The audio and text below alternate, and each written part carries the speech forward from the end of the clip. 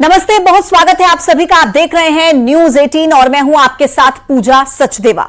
बड़ी खबर के साथ शुरुआत करेंगे। ज्योति मल्होत्रा ने पूछताछ में बड़ा कबूलनामा दिया है। दानिश के कहने पर पाकिस्तान की यात्रा की, ऐसा कहना है ज्योति का। दानिश के कहने पर ही अली हसन से भी मिली थी। 2 बार पाकिस्तान की यात्रा की। सब्सक्राइबर्स के लिए जासूसी के जाल में मैं फंसी। पाकिस्तान से स्पॉन्सर्ड यात्राएं मुझे मिली। पहलगाम हमले से पहले कश्मीर और पाकिस्तान भी गई थी। ज्योति मल्होत्रा ने यह सब कुछ एक्सेप्ट किया है, अपने कबूलनामे में यह सब कुछ स्वीकार किया है। यह कह दिया है कि दानिश के कहने पर मैंने पाकिस्तान की यात्रा की, दानिश के कहने पर मैं अली हसन से मिली, और इसी के साथ साथ यह भी कह दिया है कि हां, पहलगाम हमले से पहले मैं कश्मीर भी गई थी, मैं पाकिस्तान भी गई थी। पाकिस्तान से स्पॉन्सर्ड यात्राएं मुझे मिल रही थी। पहलगाम हमले से पहले कश्मीर और पाकिस्तान गई थी। इसी के साथ एक बड़ी बात जो कही है वो ये कि सब्सक्राइबर्स के चक्कर में मैं जासूसी के जाल में फंस गई। ज्योति मल्होत्रा जो कि गिरफ्तार है। देश के साथ गद्दारी के आरोप ज्योति मल्होत्रा पर लगे हैं। जासूसी के आरोप ज्योति मल्होत्रा पर लगे हैं। कई आरोप ज्योति पर लगे हैं और इस बीच लगातार ज्योति से पूछताछ चल रही है और कई सवाल ज्योति से पूछे गए। जो जानकारी मिल रही है, 100 से ज्यादा सवाल पूछताछ में ज्योति मल्होत्रा से किए गए और उन सवालों के जवाब में, उस कबूलनामे में ज्योति मल्होत्रा ने जो कहा है वो इस वक्त न्यूज 18 आपको बता रहा है।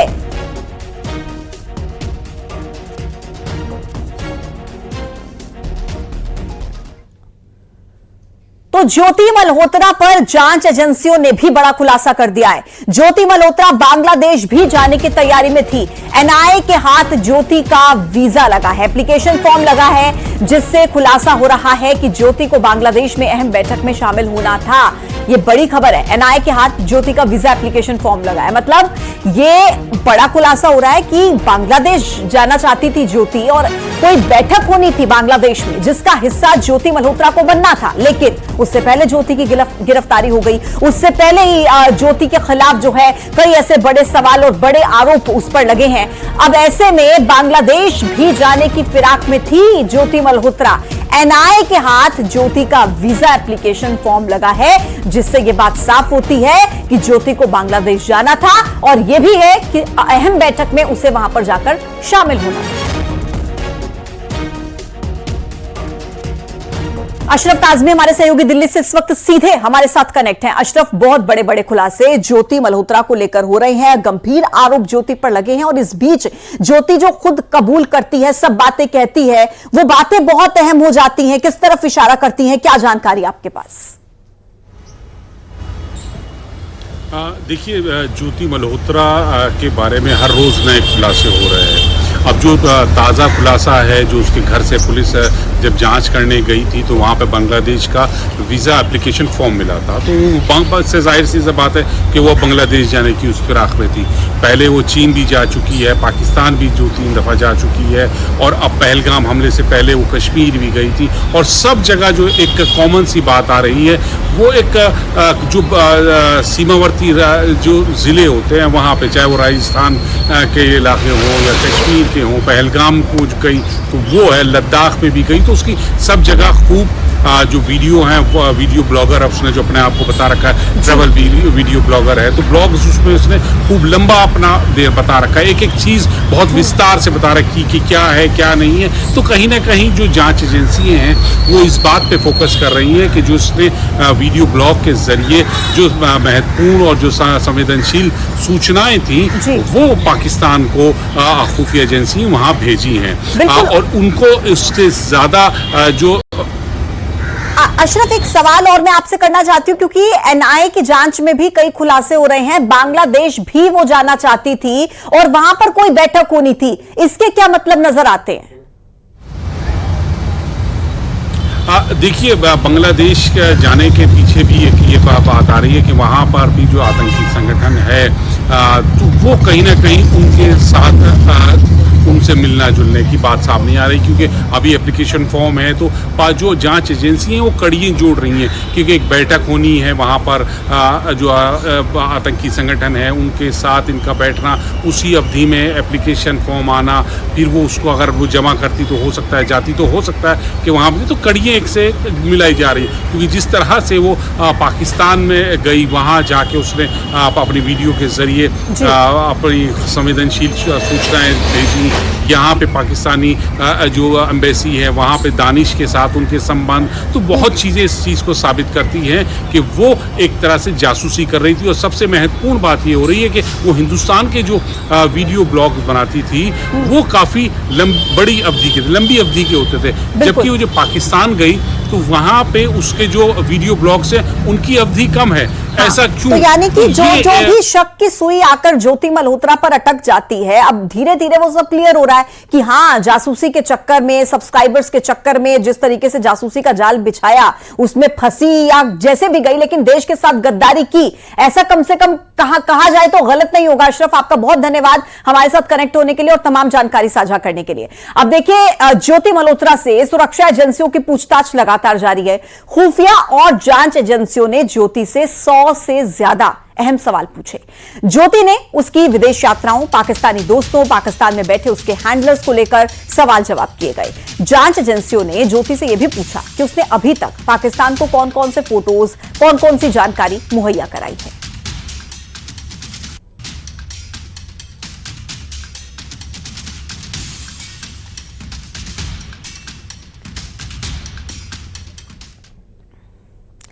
न्यूज़ 18 के पास मौजूद खुफिया जानकारी के मुताबिक ज्योति मल्होत्रा को उसकी पाकिस्तान यात्रा के दौरान बाकायदा वीडियो बनाने की ट्रेनिंग दी गई थी। न सिर्फ उसे यह बताया गया था कि वीडियो में क्या दिखाना है, बल्कि कौन सा कैमरा इस्तेमाल करना है, इसकी जानकारी तक ज्योति मल्होत्रा को दी गई थी। न्यूज़ 18 इंडिया के पास मौजूद जानकारी के मुताबिक यूट्यूबर ज्योति मल्होत्रा को उसकी पाकिस्तान यात्रा के दौरान बाकायदा वीडियो बनाने की ट्रेनिंग दी गई थी। यही नहीं, किस जगह कौन सा कैमरा इस्तेमाल करना है ये भी ज्योति को उसके पाकिस्तानी आकाओं ने ही बताया था। ज्योति खुफिया जानकारी जुटाकर 3 तरीकों से पाकिस्तान तक पहुंचाती थी। पहला तरीका था वीडियो ब्लॉग, जिसकी ड्यूरेशन औसतन आधे घंटे की होती थी, जिसमें वो संवेदनशील जगहों को तफसील से दिखाती थी। दूसरा तरीका था शॉर्ट्स यानी छोटे वीडियो, जिनकी ड्यूरेशन 1 मिनट की होती थी। तीसरा तरीका था लाइव चैट, जिसमें ज्योति के पाकिस्तानी फैंस उससे लोकेशन के बारे में लाइव सवाल पूछते थे। बताया जा रहा है कि ज्योति जो कैमरा इस्तेमाल करती थी वो सेल्फी मोड में नहीं होता था। वीडियो इस तरह शूट किया जाता था कि पीछे की लिखावट यानी बोर्ड या दीवार पर जो लिखा हुआ है वो साफ तौर पर समझ में आ जाए।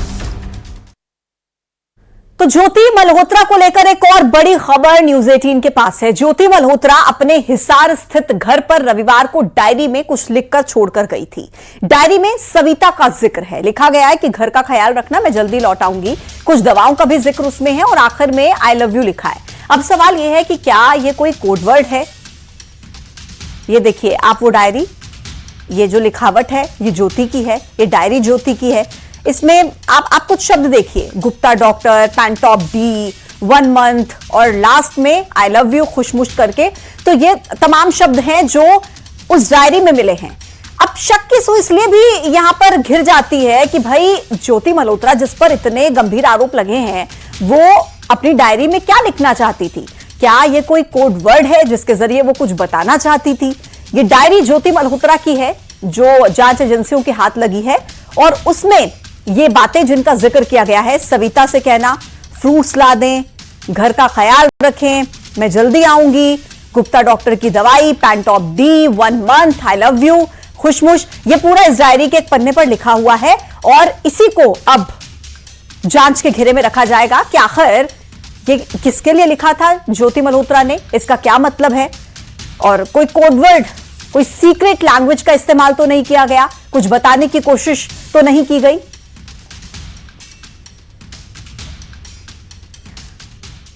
देखिए, पिछले 4 से 5 महीने में ही ज्योति मल्होत्रा ने 30 से ज्यादा भारतीय शहरों की यात्रा की थी, जहां पर उसने सबसे संवेदनशील इलाकों के वीडियोस बनाए, सोशल मीडिया पर पोस्ट किए। अब सुरक्षा एजेंसियां इन सभी वीडियोस की जांच कर रही हैं। खुफिया एजेंसी के सूत्रों के मुताबिक ज्योति को पाकिस्तान में जो वीडियो बनाने की ट्रेनिंग दी गई थी, उसमें उसे ये तक बताया गया था कि उसे कब कौन सा कैमरा इस्तेमाल करना है और कितनी देर में उसको ज्यादा से ज्यादा तस्वीरें लेनी हैं। ज्योति की बनाई हुई वीडियोस का आंकलन करने के बाद खुफिया एजेंसी को कुछ और अहम जानकारियां भी मिली हैं। ज्योति के पाकिस्तान में बनाए गए वीडियो की लंबाई कम थी, जबकि भारत में बनाए गए वीडियो की लंबाई बहुत ज्यादा होती थी। आमतौर पर यूट्यूबर या ट्रैवल ब्लॉगर इतने कम समय में इतना ट्रैवल नहीं कर पाते, लेकिन खुफिया एजेंसी के मुताबिक ज्योति की भारतीय शहरों में विजिट बाकायदा एक टाइम टेबल के तहत होती थी, जिसको उसके आका तैयार करते थे। ऐसा नहीं था कि ज्योति कहीं भी जाकर कुछ भी शूट कर लेती थी। उसको एक पूरा खाका दिया जाता था कि कहां जाके किस भाषा में उसको किस लोकेशन को दिखाना है, और वो करती वैसे भी। और जैसे ही उसका वीडियो अपलोड होता, बहुत ही डिटेल में इन सारी चीजों की जानकारी वह अपने व्यूअर्स के सामने रखती। तो आपने देखा किस तरीके से जो ज्योति मल्होत्रा थी वो अपना काम कर रही थी, यानी कि जो काम उसे दिया गया था, ऐसा कहा जा रहा है, क्योंकि अब तो कबूलनामा भी ज्योति मल्होत्रा का सामने आ चुका है। और ये जो वीडियोस उसने बनाए हैं, और पिछले अगर कुछ समय में देखिए भारत के 30 से ज्यादा शहरों की उसने यात्रा कर ली है। एक यूट्यूबर जो ट्रैवल वीडियोस को पोस्ट किया करती थी, वो इतने कम समय में 30 से ज्यादा शहरों को घूम लेती है, डिटेल में उनकी वीडियोस बनाती है, फिर उसे अपने सोशल मीडिया पर शेयर करती है, हर जानकारी वहां पर साझा करती है। लेकिन कुछ ऐसी जगहों पर भी वो पहुंच जाती है जो बॉर्डर से लगते हुए हैं। जो आखिरी स्टेशन अगर हिंदुस्तान का कहा जाए, जिसके बाद पाकिस्तान का जो बॉर्डर है वो शुरू हो जाता है, वहां से भी वो वीडियोस बनाती है। क्या परमिशन ली गई इसकी? ऐसे कई सवाल हैं जो अब ज्योति मल्होत्रा से पूछे जाएंगे। तो जासूसी के आरोप में गिरफ्तार की गई ज्योति मल्होत्रा का एक और वीडियो सामने आया, जिसमें वो राजस्थान के बाड़मेर में मौजूद भारत और पाकिस्तान की सीमा के पास नजर आई है। यह वीडियो 2024 का है। 2024 में जनवरी की शुरुआत में ज्योति बाड़मेर में भारत पाकिस्तान सीमा पर भारत के आखिरी रेलवे स्टेशन मुनाबाब ट्रेन से पहुंची, वो भी बिना इजाजत के। अपने वीडियो में वो बाकायदा सीमा के पास मौजूद गांव और उसके आसपास के इलाकों की जानकारी देती है। इसके अलावा सीमा के पास मौजूद गांव में रहने वाले लोगों के घरों में पहुंचकर वीडियो भी बनाए हैं। हैरत की बात यह रही कि वो जैसलमेर के मुनाबाव तक पहुंची कैसे। ज्योति कई ऐसी जगहों पर गई है और वहां पर जाकर उसने वीडियोस बनाए हैं जो सुरक्षा के लिहाज से बेहद संवेदनशील जगह मानी जाती है। और सवाल तो यह भी है कि ज्योति ने आखिर किसके इशारे में ये वीडियोस बनाए हैं। मेरे पीछे देखोगे तो ये पूरा आपको तारों से ढका हुआ नजर आएगा। तारों के उस पार आप नहीं जा सकते, तारों के इस पार सिर्फ और इस पार ही रह सकते हो। ये हमारा इंडिया है। अगर आप तारों को पार करके कुछ दूरी पे जाएंगे तो आपको यहाँ पे पाकिस्तानी आर्मी, पाकिस्तानी लोग तक के नजर आएंगे। पूरा जो आगे का दिख रहा है ये नो मैंस लैंड है, मतलब जंगलों वाली फीलिंग, और बिल्कुल डेजर्ट में जहाँ आसपास कोई ट्रैफिक नहीं है, पूरी शांति है। इवन कोई घर भी नहीं है दूर दूर तक, सिर्फ इन्हीं का परिवार रहता है। गायें और बकरी है जिनका दूध भी निकालने का समय हो गया, शाम हो गई है तो सनसेट का समय है तो